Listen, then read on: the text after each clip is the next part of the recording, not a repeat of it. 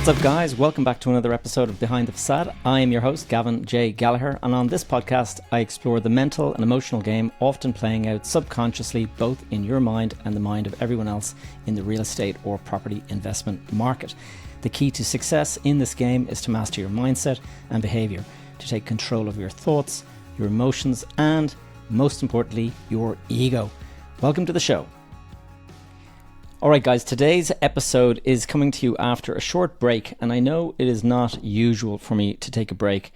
I haven't taken many breaks in the last 4 years that I've been producing this, but the last week or two have just been chaotic, and primarily because my wife Ilga, she got COVID about 2 weeks ago, and when she got COVID it was actually kind of a bad dose and she was out for the count, and so I've been basically looking after the kids and looking after her and all this kind of stuff, and between that and work and everything like that, it just became pretty hard going.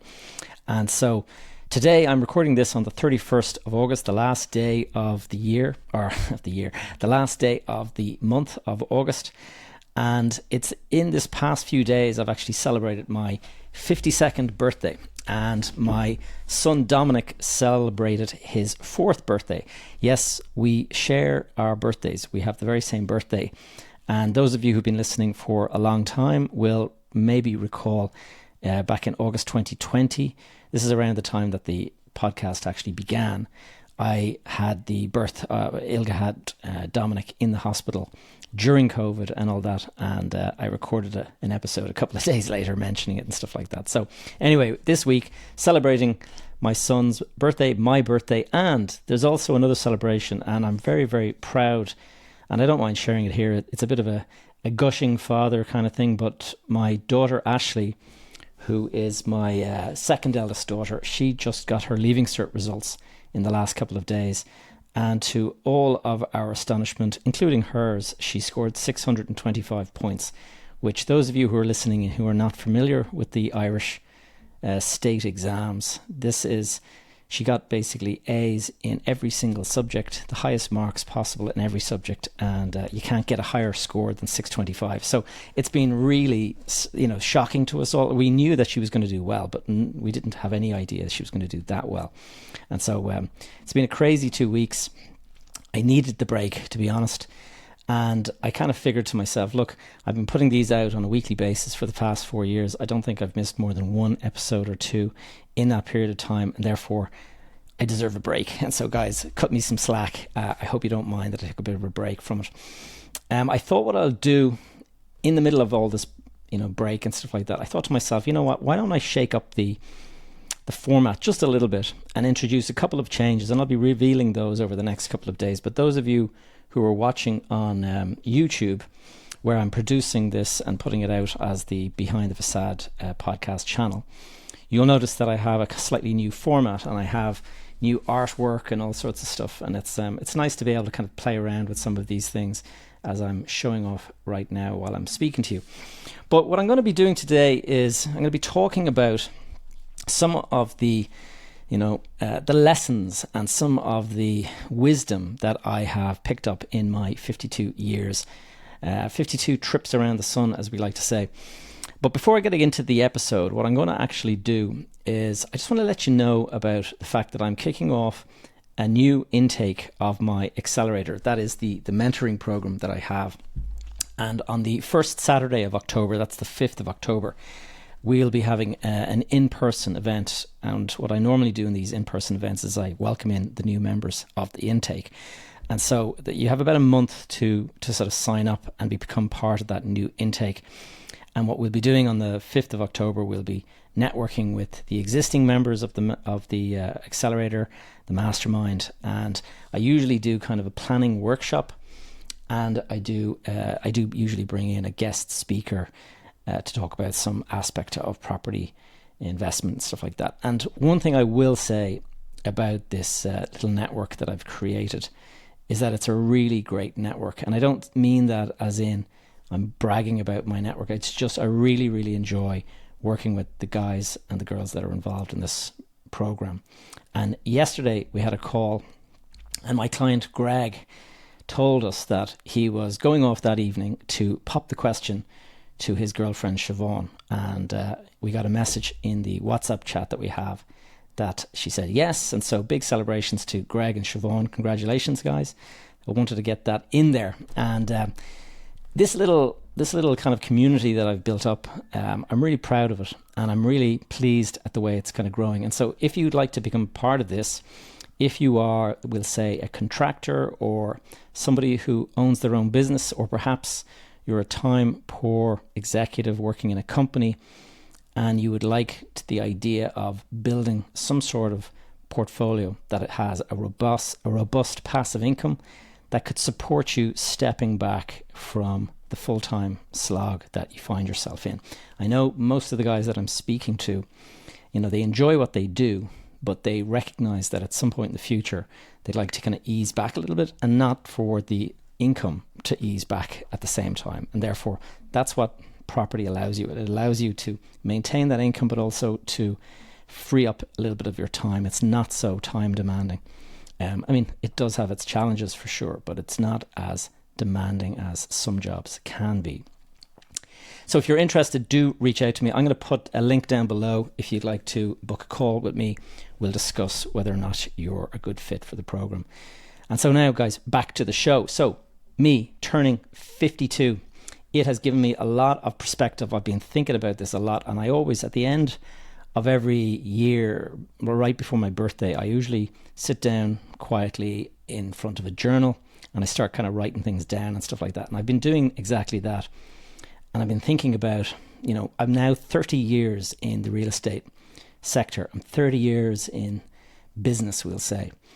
And in, that period of time, I've learned a lot, and I'd like to share some of that wisdom. But also, I'm the father of 5 amazing kids, and I've survived a number of, major challenges in my life, like, for example, the death of my father. And the biggest one that's kind of really shaped me in many ways is the crash of 2008, the financial crash, because of all the collateral damage that it did to my world. And that, as I've mentioned before to those of you who are familiar with the podcast, I lost the family home in that. I lost my marriage, collapsed in that, and my, just my income collapsed to zero. And my net worth went from, I think I had a portfolio value of 65 million at the peak, and within a few short years of that, I was negative 16 million. So I've been through the wars, as we say. And the question I want to ask myself in my journal was, has my enthusiasm been dampened by all of that? And I would say no, it has not. And I was, has it caused me to give up on my dreams and on my ambitions and stuff like that? No chance. And I think life is a journey. It's like this continual process. You never reach the destination. You're always on the way to whatever it is that you have planned. And so it's a continuous process of learning and experiences and things like that. And that's the way I think it makes sense to look at it. Don't be thinking about someday I'll achieve such and such, and until then I'm not really living, a life. I'm just striving for that day when I achieve something. I don't think that's the way to look at it. You really have to just take it as a kind of a journey. And if you think about, a marathon, you start a marathon and you finish, 4 or 5 hours later after doing 42 kilometers. But that's a destination. Like, even if you've taken a long time, there's a destination. With life, it's basically, you're running and there's no stopping. You just keep on running. And then at some point, your journey comes to an end. But you don't have a great deal of say in when that takes place. Now, during that journey, you're going to take in some really extraordinary highs that just make you feel amazing. And there's the potential to inflate your ego when you do that. But you'll also experience some dreadful, difficult lows that are going to challenge you to the core. And you must realize that this is just how it is, that there's no avoiding the difficult times. You might do your best to avoid them, but they're always going to happen at some point. And so you must embrace resilience and just that fighting spirit, never to give up on your dream. Now, probably the biggest lesson to take on board is just to enjoy the journey as you're going through it. Even when you're in the tough times, always be looking for the win. And I would even say, welcome and be grateful for the challenges, because, if I didn't experience the 2008 crash, although naturally I kind of wish I hadn't, but if I hadn't experienced that, I wouldn't be the person I am today. I wouldn't have the stories that I have today to share with you. And probably you wouldn't be here listening to me because I wouldn't be that interesting of a guy. It's the comeback stories that actually make you interesting. And so the challenges are part of the journey that make you the person that you are. And, at the end of the day, you just have to keep on fighting and doing your best and pushing through. And, at some point, the universe is going to decide that it's now your turn to get off this merry-go-round. But until that day, you're doing your best and you're pushing forward and you're really enthusiastic and enjoying every moment. And that's the way I look upon my life. Now, a very distressing event has taken place in the last couple of weeks, and this is the tragic death of the tech mogul Mike Lynch. And this has been really, I've really felt this myself personally for a couple of reasons, and I'm going to explain some of those reasons now, but I'll just let me go and give a little bit of background. Like Mike Lynch, he's described often as the Bill Gates of Britain because he was this tech entrepreneur, but he was actually Irish. I don't know if everyone is aware of that. His mom was a nurse from Tipperary, and his dad was a firefighter from Cork. And I think when they got married, they moved to the UK and Mike was born. And he grew up in the UK, but, Irish parents, so very much an Irish heritage there. And he built this company, I think he started in 96, so he's in his 20s or something like that, called Autonomy. And he built it up into a really, really successful business. And Autonomy was sold. Mike Lynch managed to do a deal with Hewlett Packard, HP, in 2011, after, we'll say, 12, 13 years building up the company. And he sold the business for a cool $11 billion. US dollars. And at the time, it was one of the biggest deals in the tech industry. And so fair play to Mike Lynch. I mean, that's one of the reasons why he was described as the Bill Gates of Britain. But it was not long after that transaction that Hewlett Packard turned around, and perhaps it was, buyer's remorse, as we call it, but Hewlett Packard accused Mike and his management team of essentially cooking the books and creating false valuation so that they would get paid the 11 billion. And this turned into this massive, massive legal battle that went on for years and years. And all that time, Mike and his team were fighting it. And in 2022, Mike Lynch was extradited to the United States to stand trial for what they said was his guilt in this whole kind of case. And Mike Lynch was looking at spending 20 years behind bars if he was found guilty.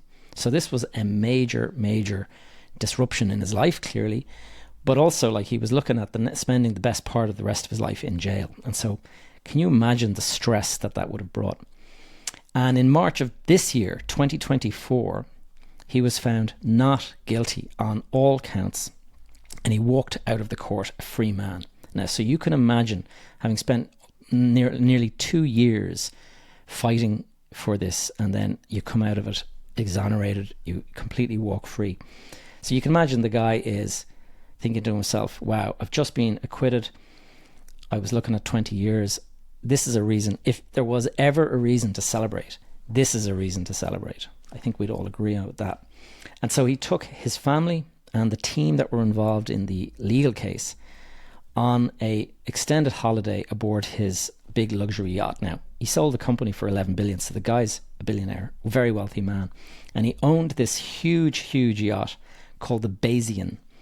And this yacht has I think it's the second tallest mast in the world, in any sailing yacht. And I know a little bit about yachts because my dad was into sailing and stuff like that. But this, give you an idea just how big this yacht mast was. The mast on this yacht was the equivalent of a 28-story building. That's how big this boat was. And the boat itself was, I think, 180 feet long, which is the equivalent of like a 18-story building if you were to stand it up. So massive, massive luxury yacht.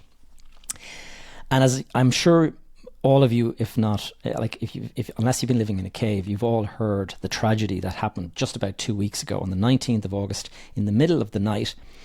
The boat, the Bayesian, with all of these guys sitting on board celebrating, 4 o'clock in the morning, they've gone off to bed, and they are struck by a tornado, no less. And the tornado moved from the land onto the sea, and then when a tornado moves onto the sea, it sucks up the water, so it becomes what's known as a water spout. And this water spout hit them directly on the side of the boat. And of course, having a 27 or 28 story mast on a boat is probably not a good thing in a water spout or a tornado. And so the boat was knocked over onto its side. And they're all trying to figure out exactly what happened. But by knocking over the boat, I think because it happened in a very rapid sort of amount of time, it's not like, there's a big storm building. A tornado, when it comes very rapidly. And so the crew, from the stories that I've heard and stuff, the crew were on the boat, on the deck of the boat at 4 o'clock in the morning. They were all woken up. You need to go out and you need to secure the deck. So they're all up lifting the cushions and all that, because it's a luxury boat. They're lifting all the cushions into, stow them and stuff. And the dinghies that are normally on the side of the boat that are ready for people to kind of come and go into the harbour or into the port, they were all out there, I believe. And so when the boat got knocked to its side, the water started pouring into the boat through all these things. The crew were all turfed off the boat into the sea, and the luxury and the guys that basically own the boat and all the guests, they were in bed asleep, and next minute they're thrown out of their beds across the room onto their, basically onto the wall of the which is now the floor. Now, it's a real tragedy because the boat sank very, very rapidly, and 7 people died on board the boat. They all drowned, and Mike Lynch included, like this guy that was celebrating this amazing walking away from the acquittal and being found not guilty. He died. His 18-year-old daughter, who had just gotten her exam results, Hannah, she died. Jonathan and Judy Bloomer. Jonathan was the chairman of Morgan Stanley International, which was the bank that were involved in this whole case, acting as a kind of, I think, a witness for Mike Lynch. Christopher and Nita Morvillo, who are the lawyer. Christopher was the lawyer for the case that represented Mike Lynch. He and his wife also died. And then the chef for the yacht, a guy called Ricaldo Thomas, he also drowned.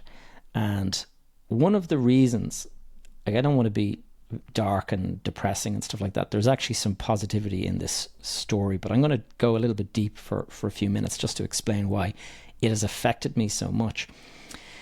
Is that because when I was 17 years of age, when I was back in 1989, I was a 17-year-old, and my dad was into sailing, and my dad had bought a boat, and it was in France, and we had to go down to France to pick it up and sail back to Ireland.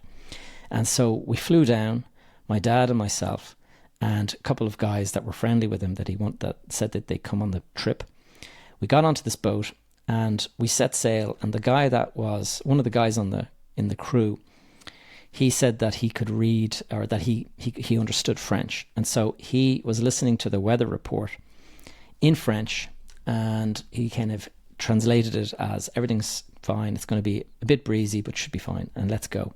So we set sail out into this breeze, and not long afterwards it turned into a Storm Force 11, which anyone who knows about sailing, Storm Force 12 is a hurricane, and so Storm Force 11 is like almost hurricane winds. So it was extremely, extremely difficult sailing conditions, and the seas got really, really big. And I was down below in the deck, and I used to get a little bit seasick on the first day of whenever I went out sailing.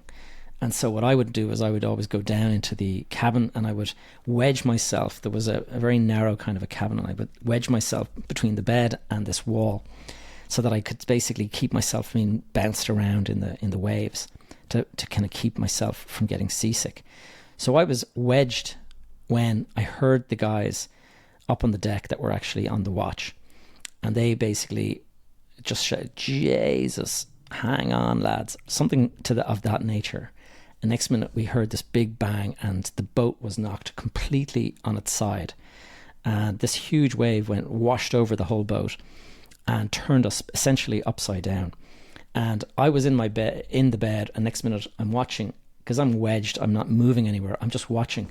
And all the drawers from the wardrobe that's kind of fixed to the wall, all the drawers came flying out across the room, but instead of falling to the floor, they all fell to the roof. And I can remember they all tore lumps out of the roof and stuff like that. And this was the first thing that I was lucky I was not there, because you would have been hit by big heavy drawers flying across the boat. The second thing, though, was that the boat turned, all this water started gushing into the boat. And thankfully, the boat righted itself. The boats have a big keel, and so they tend to kind of bounce back fairly quickly. The boat righted itself. And when it did, all of the water that had washed in started coming through the light fittings in the ceiling of the boat. And I can remember this was all happening in the space of like 5 or 6 seconds. So incredibly quickly, you're suddenly experiencing drawers flying, water coming in through the light fittings. I was watching my dad, because I was obviously very nervous, 17, looking at my dad to see what should I do next. And I could see his legs walking up the side of the boat as he was kind of like in the navigation. There's a little kind of area where you would read charts and stuff. And he was sitting there when this happened. And I can remember seeing his legs. He was walking from the floor onto the wall of the boat, onto the roof of the boat, and then back down as the boat righted itself. So this, essentially what happened to the Bayesian, I went through something similar in 1989 when I was 17 years of age. And the only difference between that disaster and our disaster was that we had all the hatches and the doors and everything all sort of closed up, and they didn't. They were kind of anchored in a luxury status where you've got the cushions out and you've got the umbrellas up and you've got all this kind of stuff for enjoying the weather, the nice weather of Sicily and Italy and stuff. And we were in a big storm, so we had locked everything down. That's the difference between what happened to them and what happened to us. And so you can imagine that leaves me with like a fairly knowledgeable sort of memory of what all of this was like. And so I can kind of visualize what they went through, because I went through something similar. And like anyway, it's kind of distressing thinking about it, because the boat sank in a couple of minutes. And I just know from my own experience of what probably happened to them is that they were probably, first of all, flung out of their beds across the room, like the drawers. So I would imagine some people were badly injured. The guys that were putting everything away up on the deck, they were flung into the water. So they were off the boat now. But the guys that were downstairs in this huge big yacht were now probably in darkness with water gushing in. And if you're in darkness and water's gushing in, and maybe you've just injured yourself being flung out of the bed, I can imagine that it must have been terrifying. And so very, very difficult moment. And it just shows you, though, like that these guys were there celebrating an incredible win. They were celebrating being acquitted and looking at 20 years of prison. And this is what the universe decides is the next move for these people. And that's what's really, life is not guaranteed. And so that is one of the reasons, like the positive message in this is that enjoy every moment. Like really, life is precious. Do not take it for granted, because you just don't know when it might come to an end. And, be grateful for all the little things, even if you're going through tough challenges. Be grateful for those challenges, because while you're fighting those challenges, you're alive and you're showing that you're worthy of the fight, and you keep on going and you keep on pushing. So what could have been my final moments back in 1989, we survived it. And a few years later, what happened to me, this is another experience of mine. I was driving a car. I think it was probably 20, maybe 19 or 20 or something like that. I was driving a car. I was a young lad driving a car. And you know what young lads driving a car can be like. They like to speed.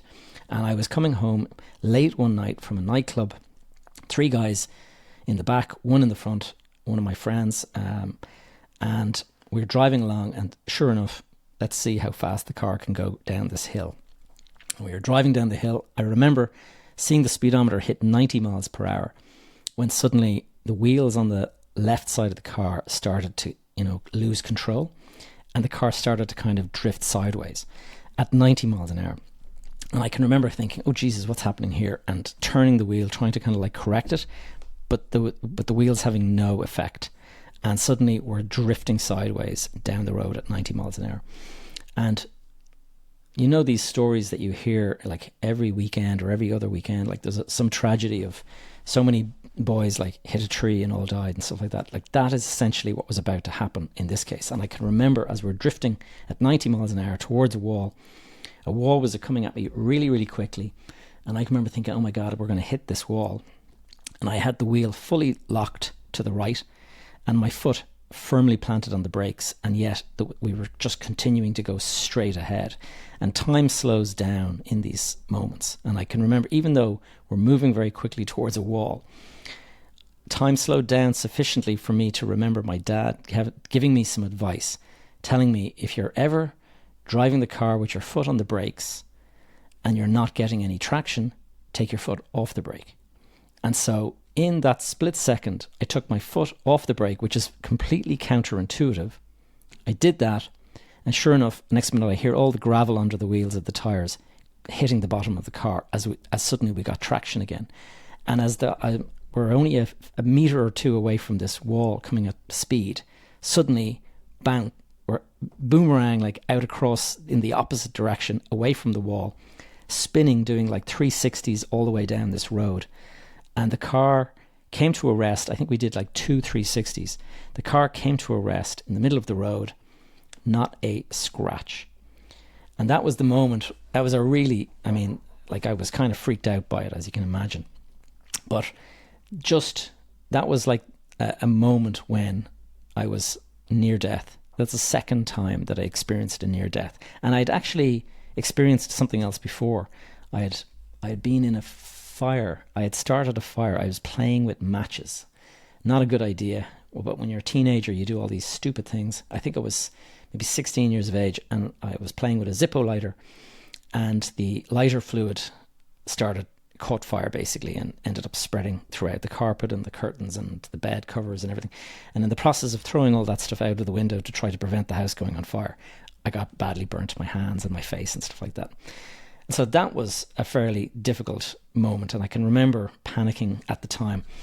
And then the last one, the most recent one that I can remember, was around about, I think maybe 15 years ago. I loved surfing, and when I was living in Spain, we used to jump in the car and we'd drive down to Tarifa, or we would drive even further. We went to Portugal, and Portugal has some amazing waves on the Atlantic coast.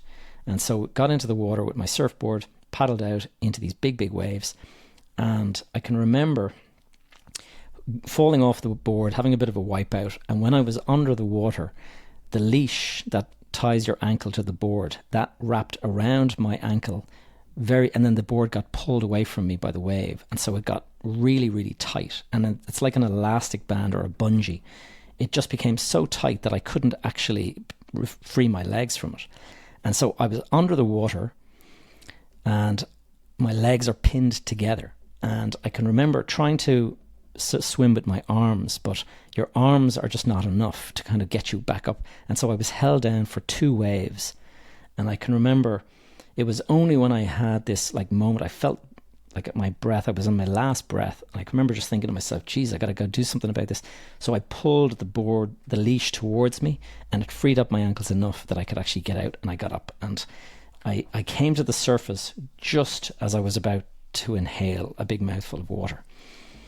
And the reason I'm sharing all of this is just to show you, and I'm sure many of you can reflect on something similar happening in your life, is that there are occasions when, I came very, very close to checking out.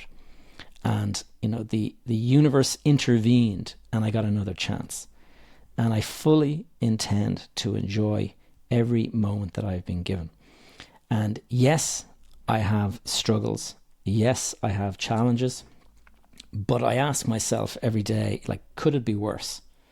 And there is always something that could be a lot worse. And so therefore, look at it as positive. Look at it as a chink of light.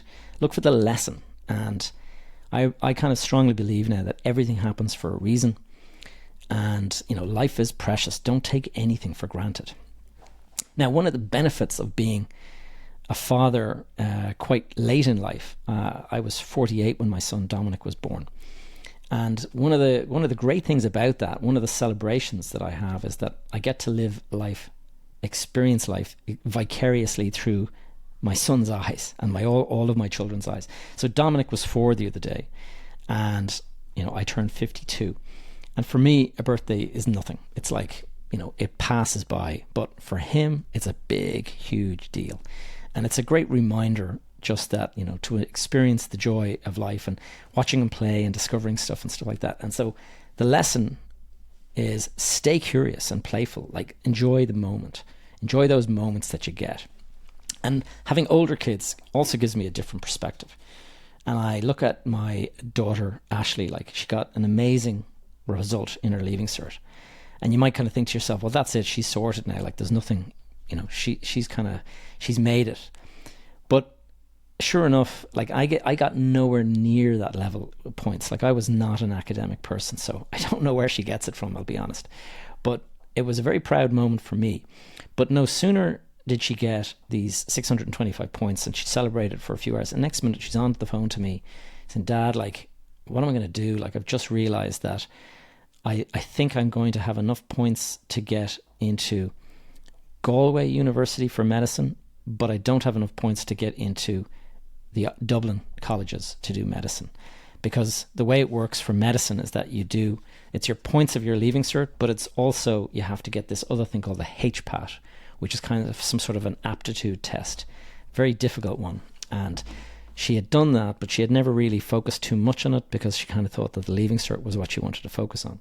So sure enough, she gets the points. And then the dilemma now is, if I get Galway, what should I do? Should I go to Galway, or should I wait, turn down the place and see if I can get into the Dublin universities and all this? And so the dilemma, straight after something amazing is achieved, the dilemma and the decisions start again.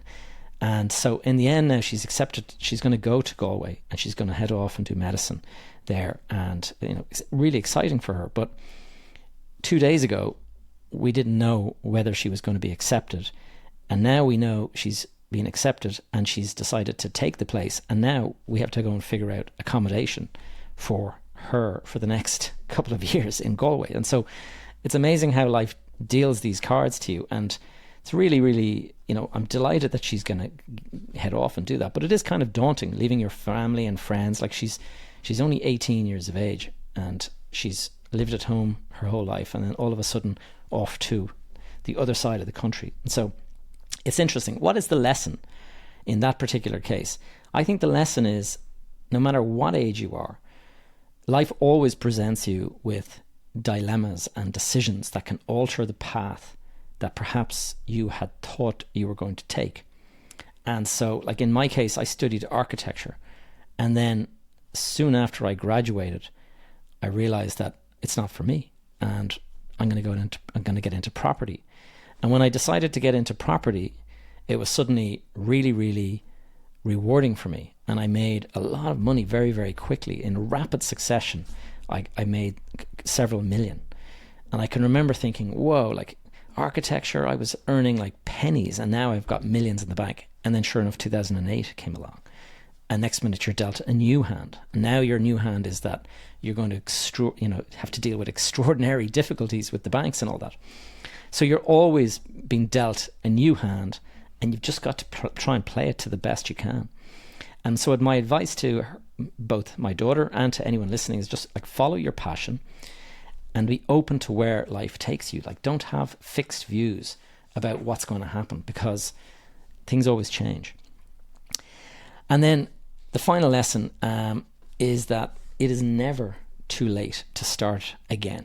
And I see an awful lot of people, they get dealt a difficult hand, and they get knocked down a peg or two, and maybe they suffer some sort of painful failure, and they basically give up on going after their dreams, and they let the grind, of it all just get them down. And I have a number of clients in my accelerator and in my mastermind, stuff like that, that have actually gone through very similar situation to me. 2008, big crash, a lot of difficulty. And some of them had built up some significant businesses and, nice big portfolios, lots and lots of income coming in, and things were very well and stuff. And then all of a sudden you have to sit back and watch as it gets stripped away from you, either by the banks or by, the way the thing has crashed and stuff like that. It's very difficult. And I went through, so I know exactly how difficult it can be. But you don't ever give up, and you keep on striving, and you might kind of think, what's the point? Like, I'm now the age that I am. But what you've got to remember, there's a really great old quote, and it's a really old quote, but I like to remind myself, and it was by a man called Confucius, who was a Chinese philosopher, and he was alive 500 years before Christ, so 500 BC. And the quote is, "A man is great not because he hasn't failed. A man is great because failure hasn't stopped him." And when I think about that, I think, yeah, that's the lesson. It's never, it's how you react to the failure. It's how you react to the challenge. That is what determines what kind of person you are. And so keep on fighting. And one of the things that I want to remind those of you who are listening, and I see a lot of people joining my groups, my either my mastermind or my school community or my accelerator or whatever it is, and a lot of them are in their 40s and stuff like that, and so a lot of them will have been through some of these difficult times. The younger guys that are out there, they're too young to have experienced 2008, because if you were a teenager or something like that, then you weren't investing at the time, and so you wouldn't have experienced what it's like to have it all stripped away from you. But it's never too late to start. And here's a couple of examples. Consider Ray Kroc. Ray Kroc is basically attributed as the founder of McDonald's, the restaurant. And he did not start that business, or he did not get involved in the McDonald's business until he was 52 years of age. My age, the age that I am today. And a lot of the time I look back and I go, wow, 15 years ago, like I had the world in my hand, like I was being offered private jet, cards and all this kind of stuff, and traveling first class everywhere and stuff like that. And sure enough, a few years later, like I was effectively bankrupt. And life can really deal you difficult cards. But now at 52 years of age, if I start a business today like Ray Kroc, perhaps it could turn into one of the biggest businesses in the world, McDonald's. The founder of the Huffington Post, a lady called Arianna Huffington, she was 54 when she decided to launch her website, which was a news website called the Huffington Post. She did that in 2005. And today it is one of the most influential news companies in the world. There's a man called Colonel Saunders. And those of you who know about, business, Colonel Saunders was the founder of Kentucky Fried Chicken, or KFC. And it was when he was 62 years of age, he was running a restaurant. And this restaurant was a popular restaurant on the side of a road. And then they decided to bypass the town. And so the road no longer went, the busy road that he had in front of his restaurant was gone. And now it was going off in a different direction. So all of the traffic stopped going past his front door, and his restaurant failed at 62 years of age. You can imagine what it would feel like to be 62 years of age and your income has dried up because of something like this. So what did he decide to do? He decided, I better go and take the recipes that I've developed and try my hand at franchising. And sure enough, KFC is now a global franchise business. And so it just shows you. Now, all of these are American entrepreneurs, and I'm conscious that so many of you that are listening are Irish. And so let's have an Irish example. And I think what you should think about is the life and legacy of Tony Ryan. Now, Tony today is remembered as the founder of Ryanair, but it's actually important to look back on his life, because he was born in 1936, and in 1976, at the age of 40, he founded Guinness Peat Aviation, or GPA as it was called.